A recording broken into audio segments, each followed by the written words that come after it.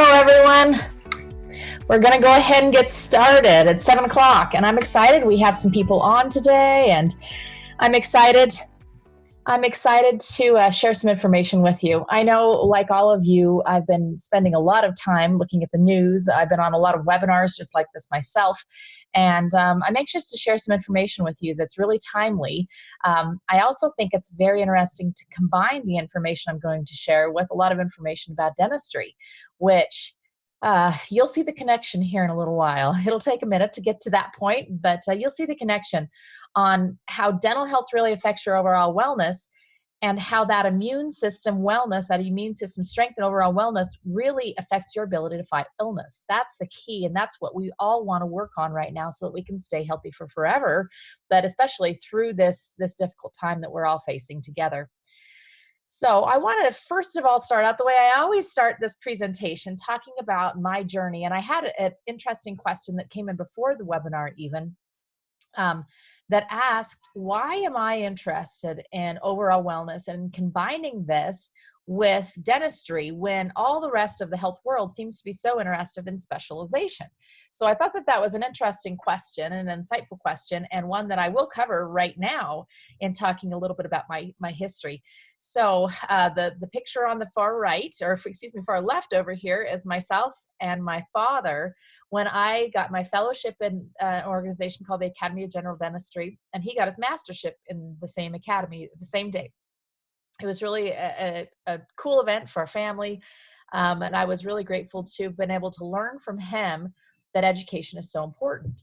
So I was well entrenched in general dentistry. I was always learning more and doing more and finding out more, but I just thought that that's what I would do forever. And then I started to get sick, and I didn't really know what it was. You know, at first it was digestive issues, things that I've been actually struggling with for a while. We started to change some of the things that we did at home, some of the ways we ate, and everything's improved some, but not significantly. And then I started having two really worrisome symptoms. I had a lot of numbness in my hands, and it got to the point where I almost couldn't practice dentistry because our hands are everything in our profession, and I couldn't hold on to things anymore. And I was having so much numbness, I just had to stop and shake out my hands and things so many times during procedures. The second thing I had is I really started to have memory issues, and I've always loved my memory. I can remember things. I can remember things on sight. I loved that. And I could remember patients and their stories and their histories and their families. And I got to where I literally couldn't remember a patient's name from one room to the next. And I knew something major was going on. So I started looking far and wide, at what might be happening and what I could do about it. So I went to every doctor I could think of. I had MRIs, I had blood tests, I had, on and on and on. Anyone who's been through this chronic health journey knows that it seems endless, the things that you could do, but it's not always endless, the answers you get. And that's where I was, is everyone said, you seem fine. You're young, you're healthy, you're fine. And I thought, but I'm not fine. And I actually was looking into options for selling my practice. But I needed to have something to do still. I was in my mid-30s. I needed to have something to continue doing. And so I was looking into consulting, into some other ideas. And, I reached out to a practitioner, and he said, have you ever thought about mercury poisoning? I said, well, I don't know what you're talking about. I don't have any mercury fillings, so I don't know what you mean. And he said, no, it's not the mercury fillings you have. It's all those mercury fillings that you've been drilling out every single day without any protection. Well, the profession doesn't tell you that that could be a problem. I had no idea that that could be a problem. My father, standing next to me in this picture, had been practicing for, 20, 25 years longer than me. He'd never had any of these issues at all. So it couldn't be from dentistry. Well, I got tested. Sure enough, mercury toxicity off the charts. And as I started researching what mercury could do, I realized numbness, neurologic issues, memory issues, digestive issues, all of these things go right along with mercury poisoning. So that's what I had. And I had to either give up my profession entirely, or I had to figure out how to continue removing mercury fillings, because that's part of my job, removing those fillings, but do it in a way that I wouldn't get more mercury into my body, because you can't detox and add in at the same time. It just doesn't work. So I had to learn, I had to search and see if there was a different way. And I found out that there was a way. And there's actually some organizations that are dedicated to teaching this, how to remove mercury fillings safely. And that's where I started, was just that mercury filling piece. But as I started there, I thought, okay, this affects me. It affects all my team members that are sitting next to me and in the office with me every single day. They're breathing the same stuff in that I am. How many of them have issues that could be, traced back to mercury? It affects patients. How many people have a mouthful of old silver fillings? And those silver fillings are 50% mercury today and always. That's what they are. So I started really thinking, what else in dentistry could be dangerous to myself, to my team, to my patients, most of all? And that sent me on a journey that I really didn't anticipate ever going on. And it has been a very rewarding, very challenging journey. And I have learned things about dentistry that have completely changed the way I practice, completely changed my life and my health, and have completely changed hundreds of patients' lives and health as well because of the things that we are now doing in our office. So that's some of what we're going to share today, along with some of the COVID-19 things and how they relate to one another. So the second picture on the screen is me at the end of a very long continuum. So this continuum is the man standing next to me is named Dr. John Kois. And the Kois continuum is a 9-series continuum. Each of the class series is 3 classes. So it's three days classes. Each of those classes is about $6,500 a piece. So $6,500 times 9, plus the time away from my practice, plus my travel expenses. You can see that I invested a lot because this picture was taken on the last day of the last class, of the 9th class. And I had an interesting experience that last day of that 9th class. So I told you the intro to it because I wanted you to understand the dentists sitting in that room with me had made a significant investment in their education, financial investment, time investment, all those kinds of things, and were highly educated, really probably in the top 1% of dentistry, because most dentists don't invest that much into their education. So I was sitting at the lunch table, and one of the people sitting at the table said, "Oh my word, there's this crazy dentist in my building, and he wears this hazmat suit to take out mercury fillings. Can you believe he's so crazy?" And everyone else at the table started to laugh. And I sat there and I thought, do I say something? Do I not say something? Do I say something? But I always have to say something. So I said something and I said, you know what? Can I share with you my story? And so I shared my story with them, exactly what I just shared with you. And they were all very apologetic and said, no, I'm so sorry. I didn't know. And I said, you know what? I just shared my story simply because some of you may be having the exact same issues that I am. And I want you to know this is something that's not very well known in the industry. So I shared that with you because I want you to realize that it isn't known in the industry. A lot of the things I'm going to teach you and tell you are not well known in dentistry, especially outside of dentistry, but even in dentistry. So dentists that don't practice this way, it's not necessarily because they intend to do anything harmful. It's just that they don't know, and the profession certainly doesn't teach it. The third and fourth pictures are pictures now of Total Care Dental and Wellness. You can see my hair looks a lot better in the last picture than it does today. This is the COVID-19 hairdo. So I'm kind of embracing it right now. So it looked much better there. All right, let's talk about COVID-19. Speaking of, let's go there right now. So why is this virus different? Why is this different from the common cold? Why is this different from the flu that everyone's talking about? Why is this different? And why do I, myself as a dentist, have to take special precautions? Why are they shutting down our country for this? Why is this happening? What is really so different about this virus?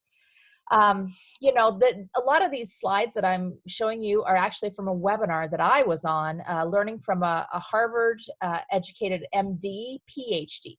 So he was an interesting gentleman, and he's Chinese by descent, by ethnicity, but he's American educated and extremely smart. I loved his presentation because it wasn't biased in any way. He wasn't selling us anything. He was just trying to share some information with us. And what I found was information that I really hadn't been hearing from the media, because there's always some bias, pulling it this way, or trying to convince us of something else other than what they're just teaching us about. So that's where a lot of this information comes from. So he shared a study that was barely published last week that found that 634 who tested positive aboard that poor Diamond Princess cruise ship, of those 634, 328 of them showed no symptoms. Now, why is that concerning? That's concerning because 328 of those people could have been just wandering around amongst all of us all the time infecting us, and they would have had no idea, and we would have had no idea, because a lot of this is asymptomatic. So that's something that's a little different, because typically the common cold, the typical flu that we get, people get symptoms. They get sick. They don't get deathly sick oftentimes, but they get sick. And so, don't go out in public. Don't share. I don't want to share this with you because it's not that fun. Half people aren't getting sick at all. So it's really easy to transmit and not have any idea. That's one of the reasons why it's more dangerous. Another reason that it's more dangerous is because nearly 81% of the cases confirmed in China were actually mild. And then, like I said, 1.2% were actually completely asymptomatic. So 82% of people either had just very mild symptoms or were completely asymptomatic. He told about really the first woman that spread this outside of China. She came to a business convention in Germany, Belgium, Germany, one of those places, somewhere around there. Anyway, she was asymptomatic, she claimed at that time, and then she went back to China. What they did find is that she had been taking Tylenol because she felt a little achy. But how many of us just feel a little achy on occasion and never think, oh, this could be a deadly virus? Well, of course, that's just kind of normal part of life. Last night I had a little bit of a sore throat. I'm like, oh, sore throat, so I layered on a lot of the things I'm going to teach you about today. And by today it's gone. So we wouldn't necessarily consider ourselves, remove ourselves from the general population because of something little like that. And she didn't. She felt fine. She was flying to a business meeting. It wasn't a big deal. It was long before the COVID outbreak was even known.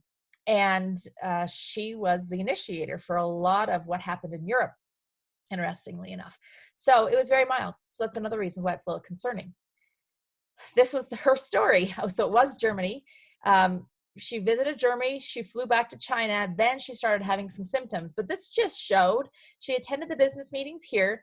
Patient 1 attended some business meetings as well. Patient 2 attended some business meetings as well, but they didn't show symptoms until 4, 5, 6, 7, 8 days later. So again, they were just in the normal population, without any symptoms.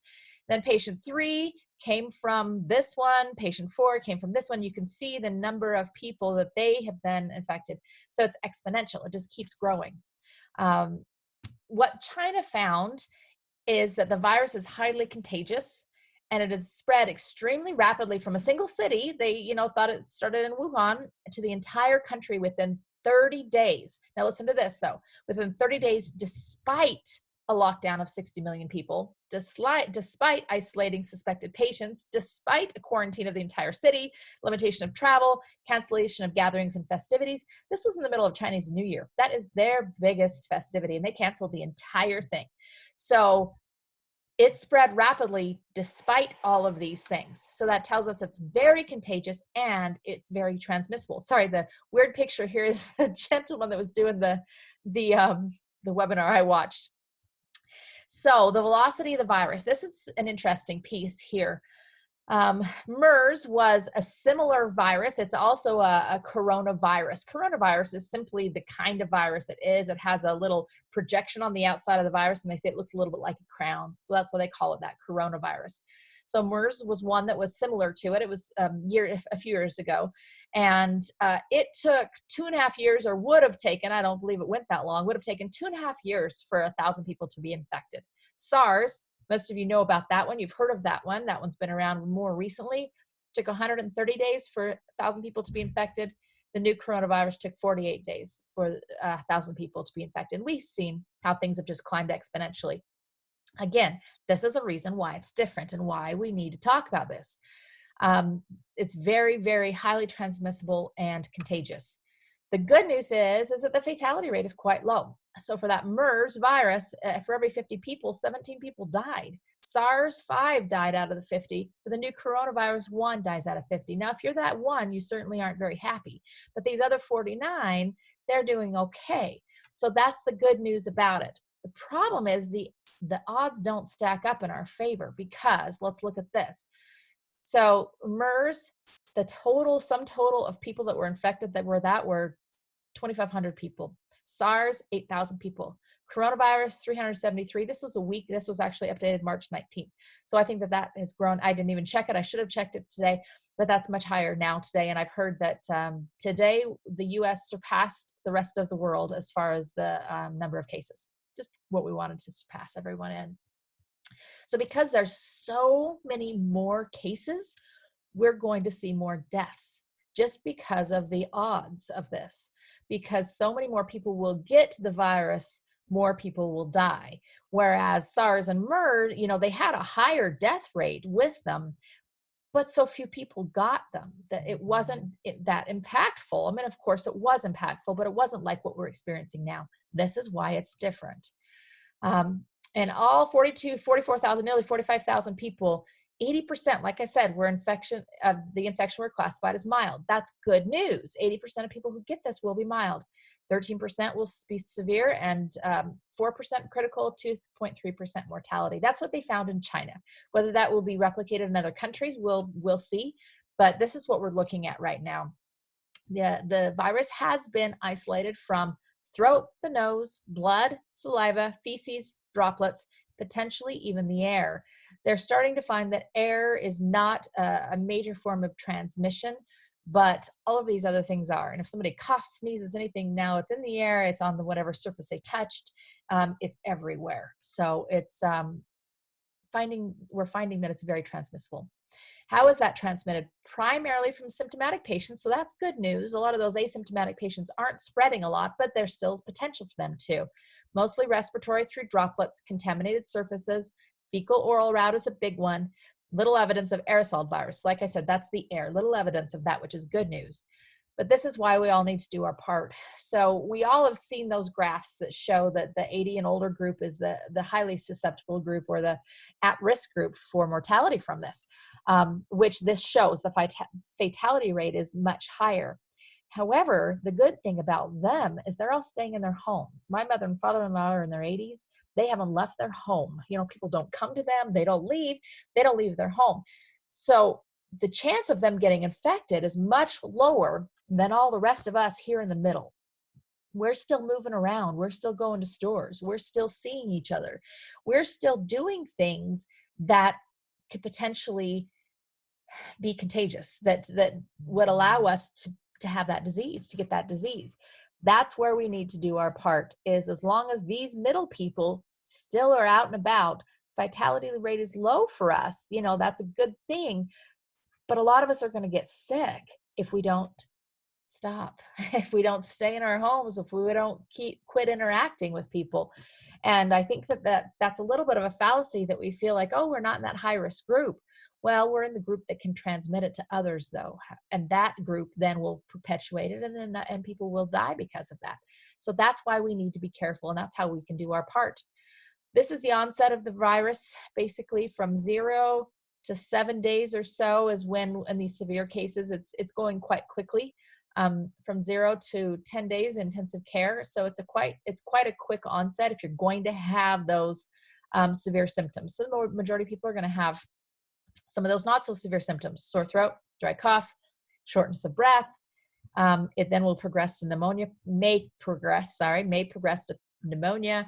Pulmonary damage, that's what the virus is actually doing, is in the lungs itself. It's damaging the lung tissue itself, which leads to this acute respiratory distress syndrome. Because when the lung tissue is destroyed, our body's immune system kicks into gear and says, I got to go fix this. So it sends all their immune mediators, which causes a lot of swelling and other things in the lungs, and all of a sudden we can't breathe. So a lot of times it's the immune system that kicks into gear, but it's the virus that causes that. Then that acute respiratory distress syndrome, same thing. This is respiratory syndrome. Basically, you can't breathe very well. GI bleed. This is good news. Let's skip past that fast. So that's what it progresses to. That's what we want to avoid. And the way to do that is by just staying inside. Why do we have to be closed for this long? This was something I used for actually a presentation for my team. Forgot to change that headline. Basically, why does the world need to be closed this long? Why does our economy in our cities need to be closed this long? This is an interesting slide, isn't it? I want you to look at this closely. So let's say you went somewhere to a dental office, perhaps, and they had you sign a paper saying, yes, I understand that you're treating me during COVID-19 time. We're doing this right now. And they use a pen and write on that piece of paper. And look at this. That paper potentially have coronavirus on it for 4 to 5 days. The plastic pen, 5 days. So when you think, oh, I'm being safe, I'm going to the store, I'm doing this, I'm being safe, Are you being safe for 5 days? You know, are you being that safe? Because we are so not used to it. We don't know how to live this kind of life. I just joked with my husband today. I haven't actually been out of the house since Friday. So it's been a week. It'll be a week tomorrow. Um, and I'm not stir crazy yet. I think it's just because I've had a lot to do still. So that's okay.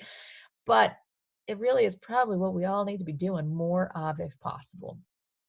Good news about coronavirus.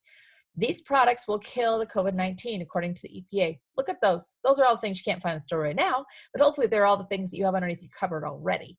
This coronavirus is very susceptible to Clorox, to hydrogen peroxide, and to alcohol. All three of those things will kill this virus on contact. It's actually pretty wimpy that way, so that's good news. You've all heard about flattening the curve now. Everybody's talking about flattening the curve. But what it really means is that if we're all out and about and infecting each other, we're going to have a huge spike really fast. And the problem is it's going to overwhelm our health system. They've seen that in the European countries that have had it. They've seen it in China. They built 2 huge new hospitals in 10 days. I mean, that's just crazy that they were able to do that. Now they're empty because all the patients have gone home that were fine. We don't have the capacity to handle this. We don't have the capacity. So we'll be home. We'll be, getting sick at home. We won't have the ability to get an ICU, to get a respirator, those kinds of things. I know you're hearing on the news. This is the reality of it. So if we stay home, we hope that we can keep that curve. It'll stretch it out, meaning we're going to have to stay home a little longer, but it will hopefully keep it below that healthcare capacity. That's what that simply means. Now, this was interesting. We have a little bit of a precedent for this.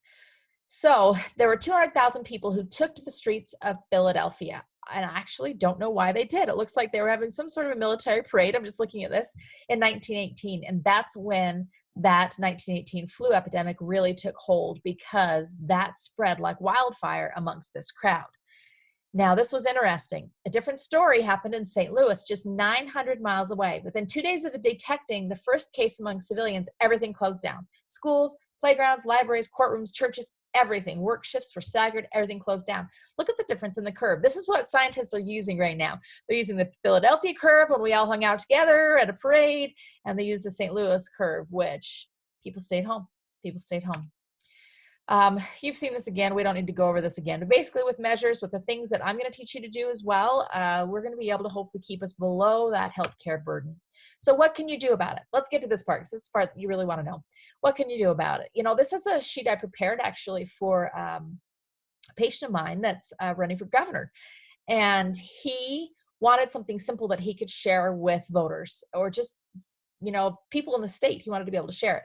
So he said, I need just some simple strategies. So I thought, I'm going to sneeze. Excuse me. So I came up with the 4 simple strategies that could help most to prevent getting infected with this virus, or prevent you having anything but just mild symptoms. So the first thing is the very top of the screen, and nobody likes it, especially right now. Sugar lowers your immunity. It's just the way it is. The immune system is complex. Sugar reduces the body's ability to fight infection, sometimes for up to 2 weeks. That's super depressing, because right now, I swear, every meal, it's like I need some sugar after it. I need a little bit of pick-me-up. I need a little bit of something. Just be smart about it. Don't do refined sugar for sure. Get a date, get a little bit of honey, get something like that if you need a little bit of a pick-me-up. But stay away from sugar as much as possible. It really doesn't lower your immunity. Better sleep equals better health. Well, you know what's good news right now? We're all able to get a little more sleep. Isn't that amazing? I'm getting like 7-8 hours of sleep. This is incredible. It won't prevent you from getting sick, but too little will prevent your immune system from being able to battle the way it needs to. So give your body the ability to take care of itself. Vitamin C and vitamin D, we're going to talk about those in a minute, but vitamin C has antiviral activity, literally does. It's an antioxidant. What the virus does is it goes in and it oxidizes cells, or it destroys cells. And so the antioxidant comes in and cleans up all the damage that it created. So what you should be doing is, adults, you should be taking 1,000 milligrams a day, at least, for prevention of vitamin C. Children, 250 to 500, depending on their size. Or you can get high-dose vitamin C therapy, vitamin C IV therapy. It's going to be a lot harder to find now, because all of the health practitioners have closed their doors to all but emergency services. That was ordered by the state of Utah. So Probably not gonna be able to find a lot of those right now. So you're gonna have to dose up on your own. So 1,000 milligrams per day. You can still buy this. You can still get this on Amazon. You can still get this a lot of different places. Vitamin C is your number one protector. My husband was just saying, what should I take tonight? And every morning we lay out all of our little pill cups and I put everybody's pills and other things, and it's stuff I'm going to talk to you about today. So 1,000 milligrams. Now, how much is too much vitamin C? Your body's going to tell you actually how much is too much vitamin C, because you're going to have really loose bowels. So as soon as you hit diarrhea, it means, oh, you're taking too much, back it up just a little bit. So your body will tell you for sure. Vitamin D, it helps improve your overall health. Helps to fight against disease. A lot of people are calling vitamin D a hormone, and it is something that we absolutely need. So right now it snowed this morning in Utah. We're not going to get a lot from sunshine, but when we do get it from sunshine, go sit outside, particularly around 1 p.m. That's when you're going to be able to get the most of the kind of rays that you need to really create that vitamin D. So we actually have a little bit of an opportunity to do this right now. Spend some time in the sun or supplement. Adults 4,000 IU per day and children 1,000 IU per day. So flu prevention, everybody's talking about washing their hands. Why are they talking about washing their hands? Well, let me explain a little bit about how a virus is made. The way a virus works, there's a picture here, is around the outside. These are binding proteins, but these little black dudes, actually, I don't think they're the black ones. I think they're the little blue ones. Anyway, the outside of a virus, the skin of the virus, let's say, is made of lipids. Lipids are fats. Why do you use soap when you're washing a real greasy pan? You use it because that soap is going to actually break up the oil, right? It'll break up the oil. That, along with some hot water, you're going to be able to wash that pan and get all the grease off. If you just use cold water, it's not going to work, is it? The soap is necessary to break up that fatty layer. Same thing happens with a virus. If you wash your hands with warm water and soap, guess what you're doing? The exact same thing that you're doing to that fat layer on a pan. You're breaking it up. You're breaking apart those viruses, and all their guts spill out and they're all dead. So hand washing, as simple as it sounds, is the very number one thing you can do. And it's not just washing your hands, but it's washing your hands with soap, thoroughly with soap. It will break apart viruses and kill them. That's wonderful. So that's the main thing you can do. Be aware of those around as well. My husband has been out. He said it's a little weird walking in stores right now, because you walk around and you look and you see a person, they kind of, you startle and pull away. And I said, do the other people do it too? And he said, oh yeah, we're all doing it.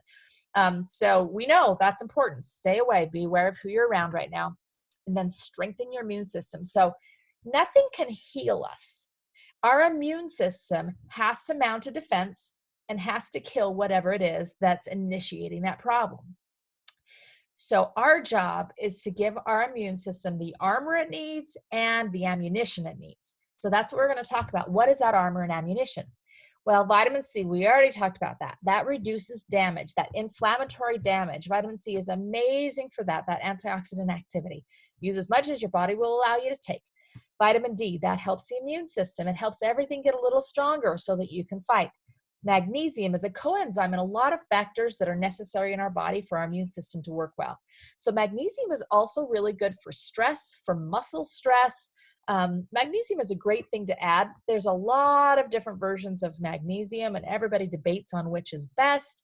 I'm going to let you pick. Right now I'm using magnesium citrate, which is a very inexpensive version of it. As long as you get some magnesium in, I think that's the key. You need to make sure that your liver is very healthy, because the liver is your natural filter in essence. It's going to help detox and clean everything out. If your liver is not working very well, if it's all gummed up, it's going to have a real hard time filtering out some of these inflammatory and disease processes, and they're just going to get stuck, and then you're going to get sick. So what can you do for your liver? There's a lot of liver cleanses out there on the internet. Check them out. But I just like a really simple liver cleanse tea. Again, you can find pre-made mixes, or you can make your own, whichever you like. Go on Amazon, look for liver tea, and you're going to be able to find a liver blend that's great. It helps you detox. I would just do that on a regular basis right now. Let's just get our liver strong so it can help us. Then eating is imperative, and eating well right now is imperative. Isn't that an interesting little side note, though, from what we're going through? Is we've been eating amazing around here because I'm home. I'm home to cook. We're cooking 3 meals a day. I mean, we're actually getting meals. A lot of times in our busy life before, we'd be running out the door, grab this, grab that. It wasn't real food. So we're really focusing as, I think we're probably have limited time left to just hit up the grocery store anytime we want. So we're doing it not very often, but when we go, we're loading up on vegetables and fruits. That's the thing that we are really loading up on, things that can last for a while, things like sweet potatoes, they're going to last a while, garlic, lemons, cabbages. They'll last a long time in your fridge. Carrots, get a big bag of them. They'll last a long time in the fridge. Some things are soft and they're going to go bad quickly, but load up on the things that might last, because those, we're made of what we eat. You've heard that saying that says you are what you eat. Well, it's literally true, because every single cell in our body actually is remade at a certain frequency. Some cells are very, very quickly remade within days. Some cells, it takes up to like 6 months to remake them. But pretty much every 6 months, we have a completely new us. Every single thing is new. Well, what does it use to build those cells? What does your body use? All it has to use is what you feed it. It's not going to pull things from the air. It's only going to use what you feed it to build those cells. So when you say you are what you eat, that's very literal, because you are made out of the food that you fed your body. You have to feed it good food right now, or your immune cells even aren't going to be very strong. They're going to be little wimpy guys because you fed them nasty things. If you eat polyunsaturated fats, they literally coat every single cell in your body in like saran wrap. So nothing works well. Nothing passes information back and forth. They don't go in and out of membrane. Nothing works very well. So healthy fats are so crucial right now. What are healthy fats? You can do grass-fed butter. My favorite is Kerrygold, and I'm so mad they put a limit on it at the store. So I send my husband every couple of days to say, go get me another box of that, because we need it. The reason I like Kerrygold is because when it's butter made from grass-fed cows, they actually have that milk that made the butter has vitamin K in it. Vitamin K is a really important co-vitamin along with vitamin D in order to help it be absorbable. So we need that vitamin K. So butter is amazing. Olive oil, very, very good.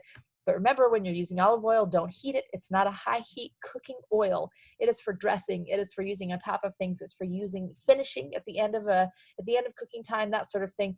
Don't heat it up to high temperature, so you'll actually turn those molecules rancid. So you don't want that, because rancid molecules of oil don't work the same in your body, and you're built out of rancid oil instead of good oil. You don't want that. Remember, every cell in our body is surrounded by fats. Our entire brain is surrounded by cholesterol and fats. We need these things. We absolutely need these things. So people say, stop eating all fat and cholesterol. Well, fine, if you want your brain to die. That's what it's made out of. Your body needs these things. Just eat the right ones. Other good fats, coconut oil. I love sesame oil. Stay away from soy oil, corn oil, canola oil. Those are all really highly processed oils that your body doesn't recognize. It doesn't even know what they are. It just hangs out in places you don't want it to hang out, coats your cells in saran wrap, and nothing works really quite well. Lean meats. So right now we're going kind of meat lean, just meaning we're not eating a lot of meat because we don't have a lot of meat stored. We have enough, but we don't have a ton. So we're just going a little bit lean on that, and it's fine because we're eating tons of vegetables and fruits right now. But keep those meats lean if you can. Lots and lots of plants. And, it's going to get harder and harder the longer that we are in a stay-at-home order. But the more color you can add, the better. And when you do get to the store, stock up on the color. Lots of reds and greens and purples and yellows and everything colorful, because those things are full of natural antioxidants. Remember, those antioxidants are the things that fight inflammation. Inflammation is the thing that takes us down. The virus hits a cell, causes inflammation. Our body's immune mediators come there. They swell things up. They add fluid. They do all these things, and that's what makes us sick and die. So we want to slow down inflammation. We want to have a lot of antioxidants on board so that that immune system response isn't the thing that takes us out. Homeopathic remedies, these are great as well. So there's one called Influenzinum that's really good. There's a few other homeopathics that I've been stocking up on as well. You can look these up because I'm just forgetting. I think it's called Gelsemium is one that's very good, as well as Bryonia. I think is how you say it. I'm probably slaughtering that, but I think that's how you say it as well. Those are great homeopathics to have. I didn't put the slide in here. I should have. I went to a conference, the last conference probably that most people went to, just at the very end of, actually it's the very beginning of March. And I heard from, it was an interesting man. He was a lawyer that litigated for medical rights. So my husband likes to be in the webinar here, it looks like. um, so this lawyer had a lot of information talking about the effectiveness of different treatments, and I learned a lot from him. And he talked about during that 1918 flu epidemic, what was most successful. And they found that people who were treating with allopathic medicine, meaning the traditional medicines, and they didn't even have nearly as many as we have now. We're going to actually talk in just a minute about some of the possibilities and why to probably not use them. When they were treated with allopathic medicine, they actually had about a 40% incidence of death. When they were treated with the homeopathic medicine, they had about a 2% incidence of death. So it was much more successful when using homeopathy. If you don't know about homeopathy, this is too short of a presentation to talk to you about it. Go learn some things. It's really interesting. It is very, very effective when used right. All right, let's talk about some potential treatment and problems. So I learned about this, that you've probably heard on the news that there's something called chloroquine. Chloroquine has been used, or a version of it, just trying to remember, it's not hydroxychloroquine, it's a different one. Anyway, it's in antibiotics called Levaquin.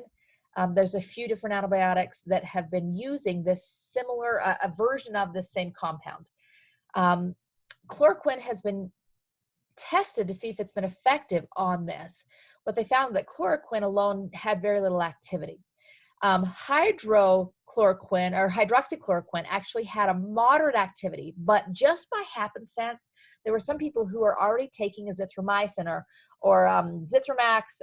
It's a medicine that's been commonly used for herpes viruses, both oral and other herpes viruses. And so some people were already taking the azithromycin, and they found that those people that happened to be taking that along with the hydroxychloroquine had a very pronounced response to the medication. Here's my concern. I actually have an aunt who was literally disabled because of using Levaquin. I have a lot of concerns about these drugs. They're anti-malarial drugs, and they just simply have not gone through the testing that we need to know the efficacy and the safety of them. So if you are in dire straits, in dire circumstances, and you're in the hospital and you're critically ill, or if this is a family member, then perhaps that's a choice you make. But my idea of treatment is that we don't have to get to that point of making that decision. So let's talk about that. What are some things? Now you're going to recognize some of these things because they're the same things that are on the prevention list. Vitamin C, double your prevention dose. Vitamin D, double your prevention dose. So this is, I've started to get some symptoms. What do I do? Heavy, heavy, heavy. So last night, like I said, what I did is I tripled my vitamin D, and I have a vitamin C tincture that I'm about the only one in the family that can choke it down. I guzzled like a cup of that.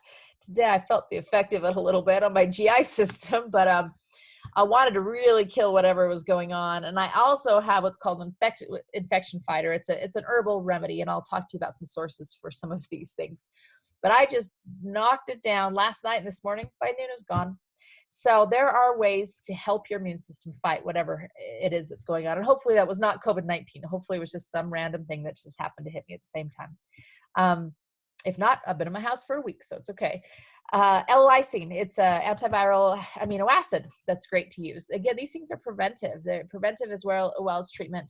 Lomatium is how you pronounce that. That's an herb. Lomatium has a little bit of a funny side effect. It's not even really a side effect. Sometimes it will cause a rash just at the beginning while you start to use it, and then it will go away, but it'll be quite itchy. My husband actually had this. He's been using a remedy that has some lomatium in it, and he did get a little bit of a rash, but it was like for a day and a half, and then it was gone. But it's shown to be very good antiviral. Homeopathic, again, that same influenzinum. Typo right there. The thieves blood oil, massage on your feet, massage on your ears, bottom.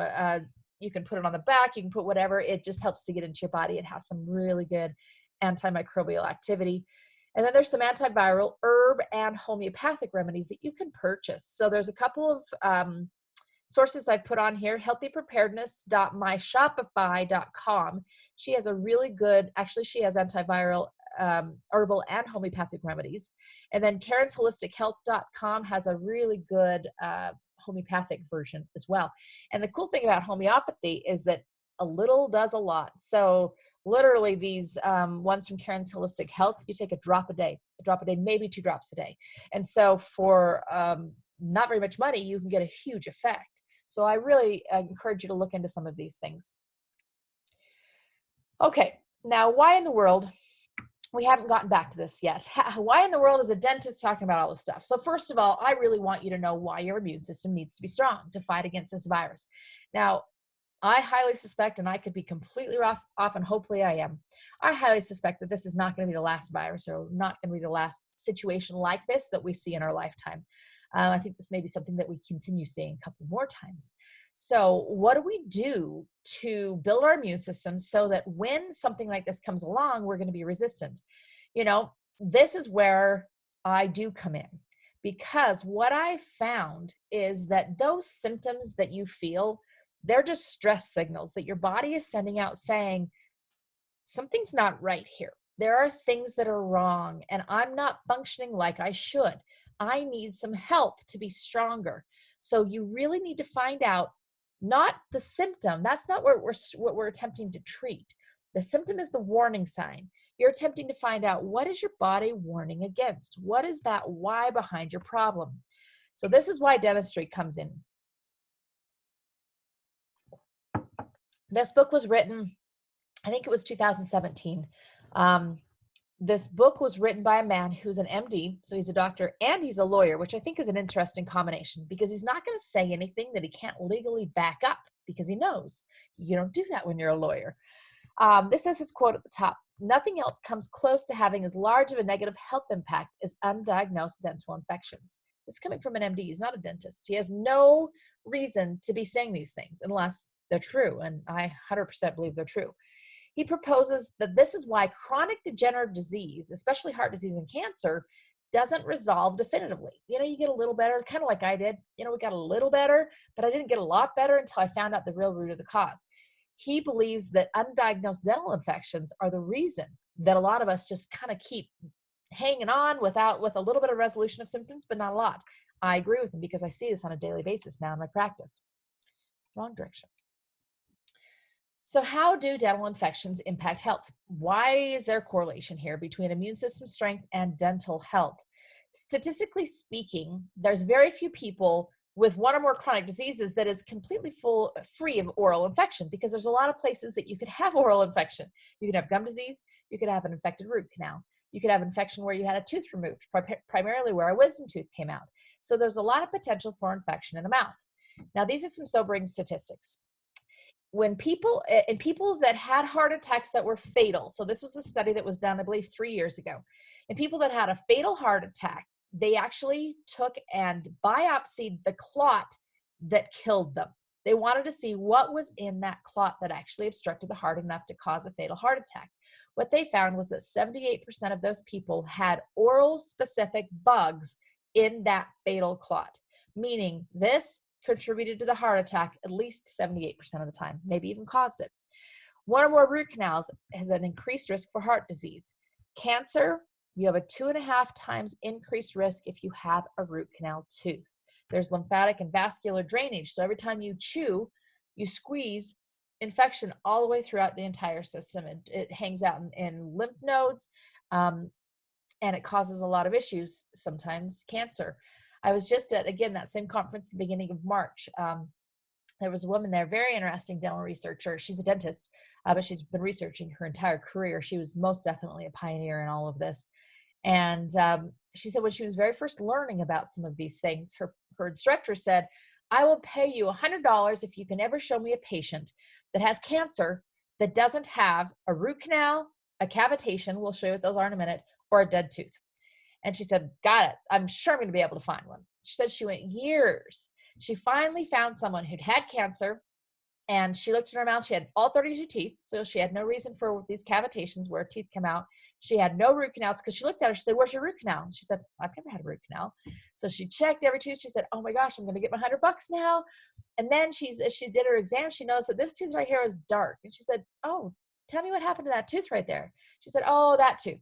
That one was sitting sideways up in the roof of my mouth when I was younger. And so the orthodontist pulled it down with braces, and it's been dark ever since." That tooth is dead. And guess what? That tooth is sitting right on the what we call shared energy line with the breasts, and that's exactly where she had her cancer. So she didn't get her $100. And she told all of us in the audience, she said, I'll pay you $1,000 if you show me anyone who's had cancer or has cancer that doesn't have a root canal, a cavitation, or a dead tooth somewhere. That's a pretty bold statement. And she said, none of you are going to find it. So research has shown that dental disease contributes or is related to heart disease, cancer, Alzheimer's, and you could read this list. There's a whole list of things that dental disease contributes to. So you can't be your healthiest. You can't be your best to fight these infections, to fight off these things if you have this sort of thing happening in your mouth. You simply cannot. I think I went the wrong direction. So let me just check. Nope, went the right direction. Okay, root canals. Let's talk about them for a minute. Over 95% of root canals harbor infection. How? Why? Why is that the case? And why do they not hurt? So many people tell me all the time, well, they don't hurt. I don't know what you're talking about. A root canal is kind of an interesting procedure. The way it works is if the tooth has decayed enough or broken enough that it's impacted the nerve, which is the central portion of the tooth, then that nerve itself will get infected and will die. Sometimes it hasn't died yet, which is why you have a massive toothache, or sometimes it has died, which is why you have a swollen face. So either way, the nerve is impacted irreversibly. So that nerve is removed, that inside of the tooth is cleaned out, and then a filling material is placed inside. It's called gutta percha. It's kind of a rubbery type material. And the idea behind it is fabulous. I mean, it's a way to save a lot of teeth. The problem is that that's not the whole story. There's not just one nerve inside of the root, inside of each root. There's literally 3 miles of little tiny baby feeder tubes, feeder channels that feed the tooth, feed nutrients to the tooth from that main nerve out through all the tooth structure out to the ligaments on the outside. That's how they're all fed and stay healthy. Well, those feeder tubes, it's impossible to clean all of those feeder tubes. So bacteria as well as just dead nerve tissue stay inside of those tubes. We seal it all up with this filling material, close it all over, but that bacteria and that dead tissue still attract other bacteria and other friends, and you get a new infection around that tooth. Why doesn't it hurt? Because the nerve's gone. You've lost your early warning system. So the nerve's gone, it doesn't hurt anymore, and now you have infection in the jawbone, in the bone surrounding the tooth, that every time you bite, you're squeezing it throughout the rest of the system, and you have no idea it's there. Unless it gets really large and you do start to get symptoms because the bone is gone, because it's destroyed bone. I'll show you some pictures in a minute about this. This is really interesting.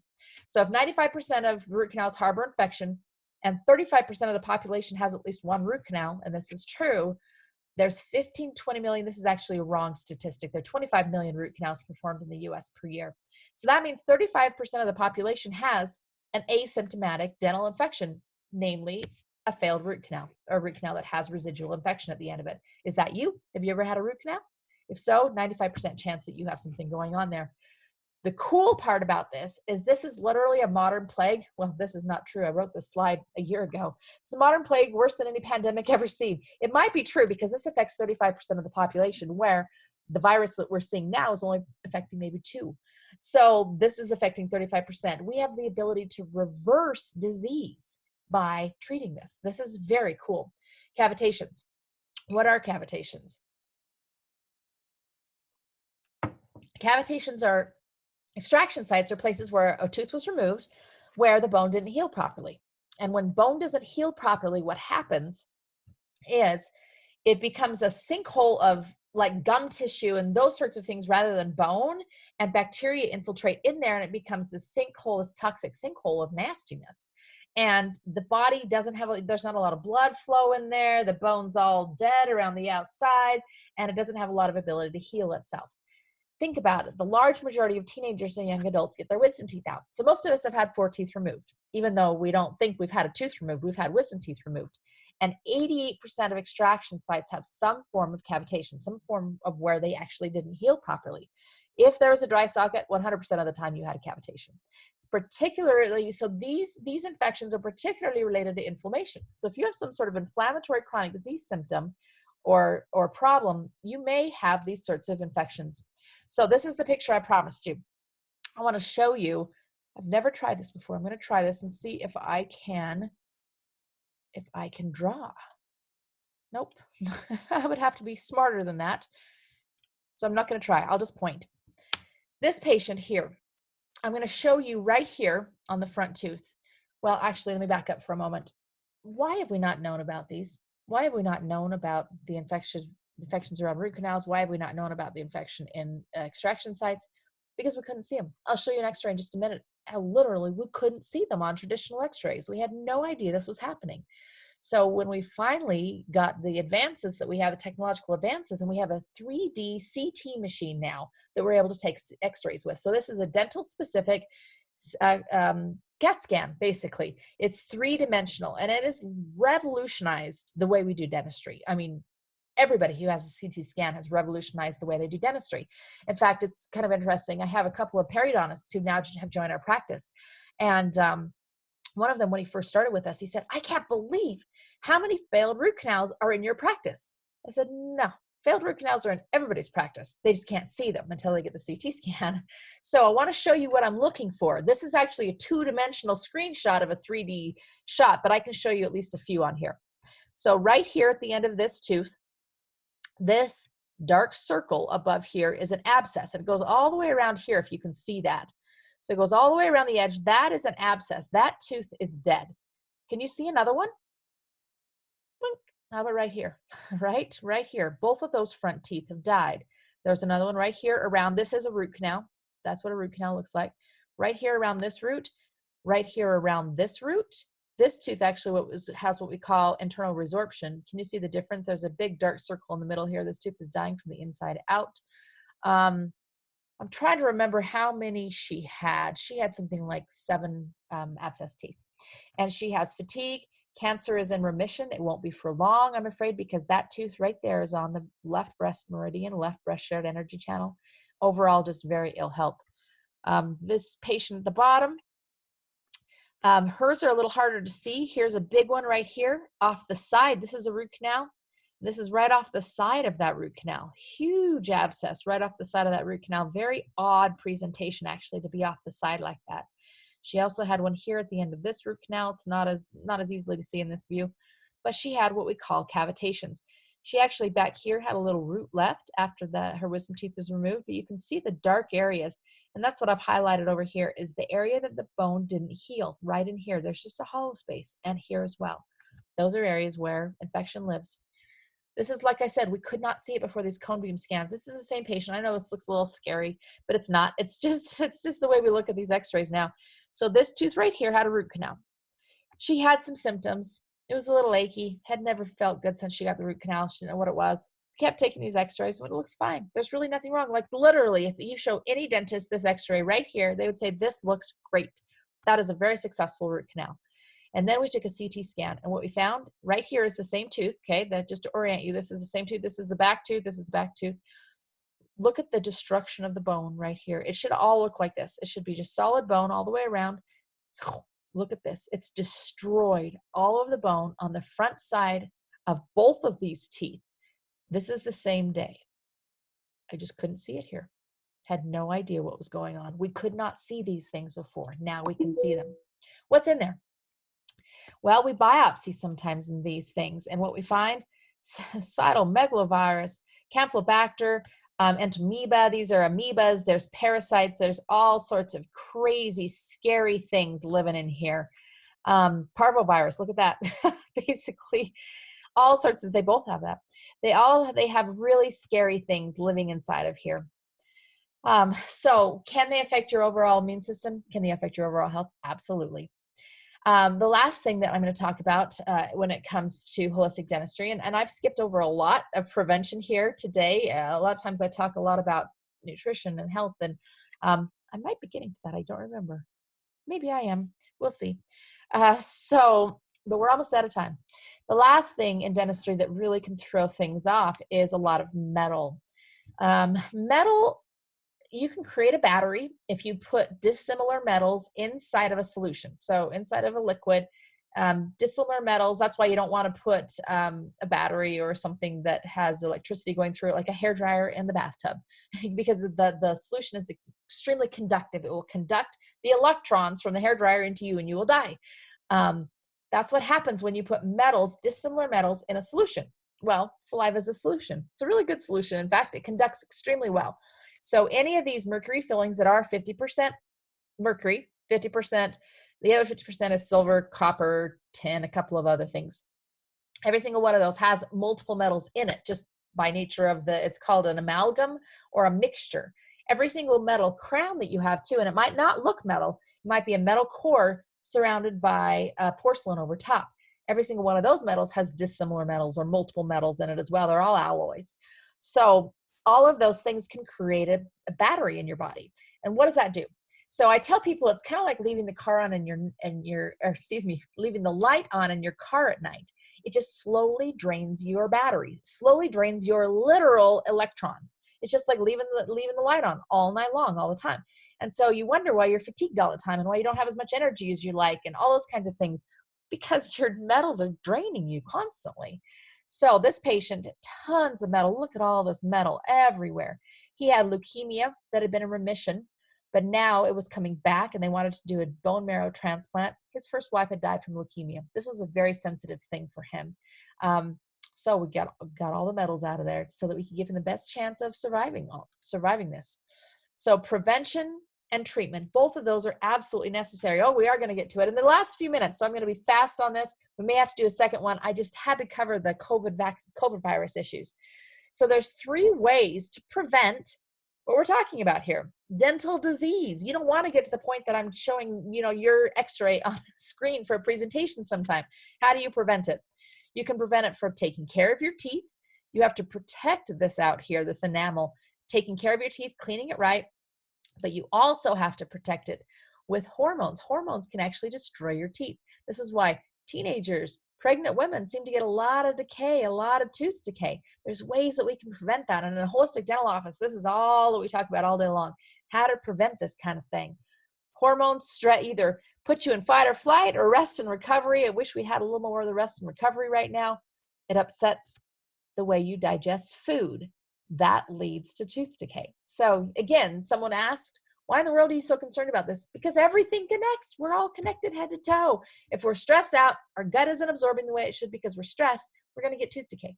It's the way it is. So we have to know so that we can help prevent some of these things. And then nutrition is an enormous one.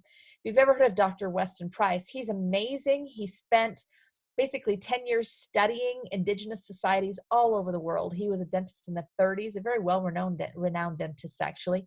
And what he found is that there were societies that were eating in a way that made them cavity resistant. Literally, they weren't getting dental problems because of their food. What did they eat? A lot more fat-soluble vitamins. So remember when I talked about we need fats. We need fats to be healthy. One of the main reasons is because a lot of the vitamins that we need for optimum health are carried in fats.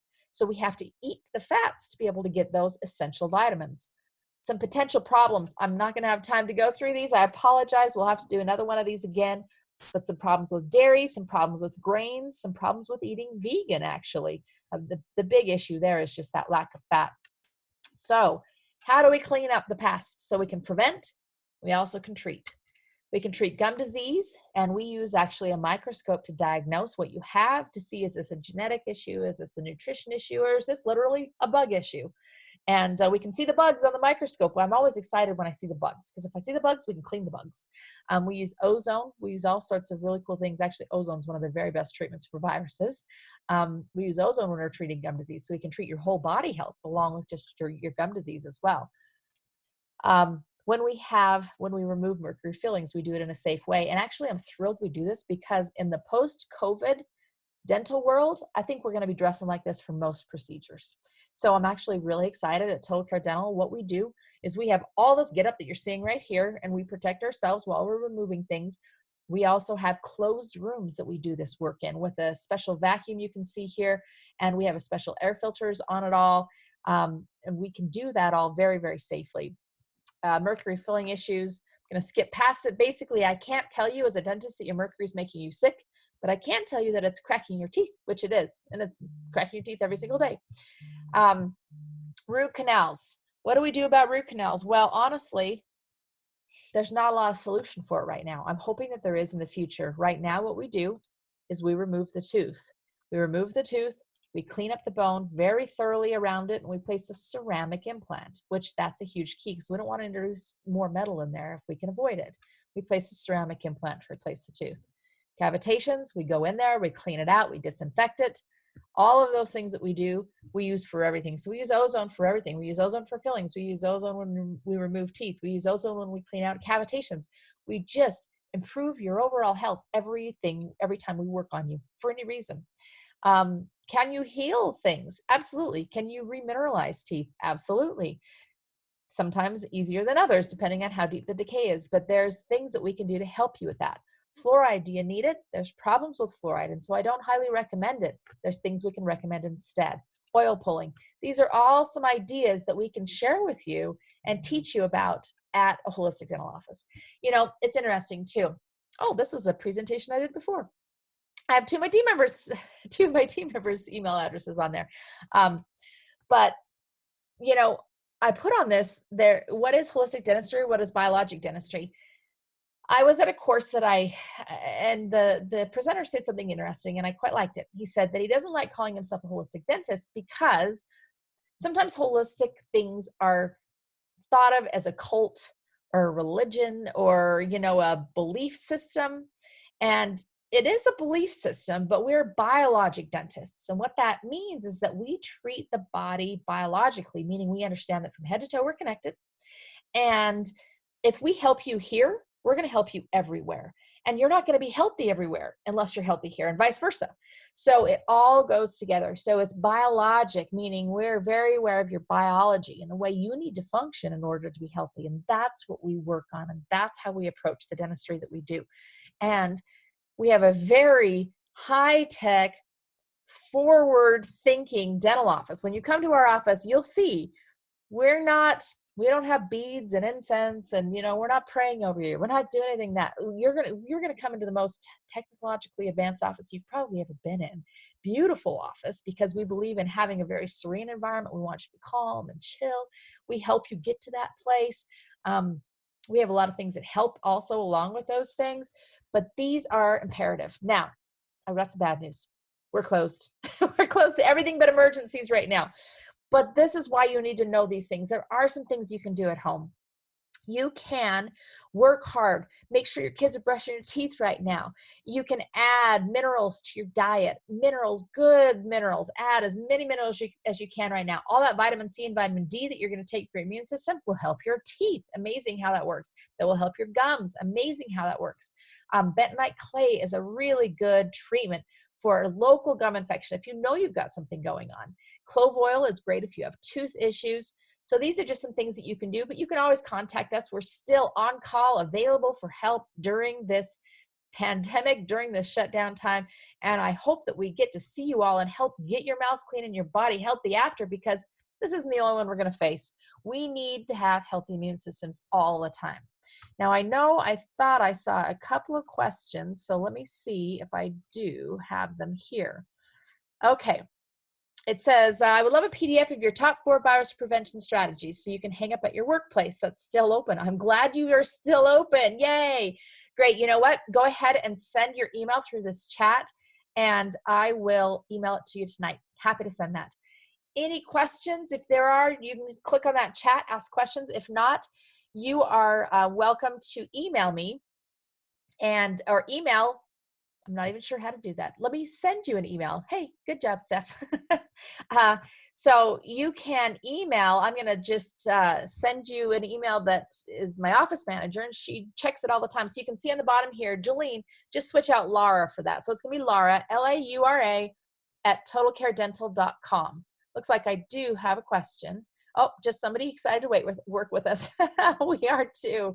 And hopefully we'll get all back to business very soon, and all of us will be back to it very soon. So thank you all for being on tonight. Most of you stuck around the whole time. I'm so glad about that. And you know what we're going to do?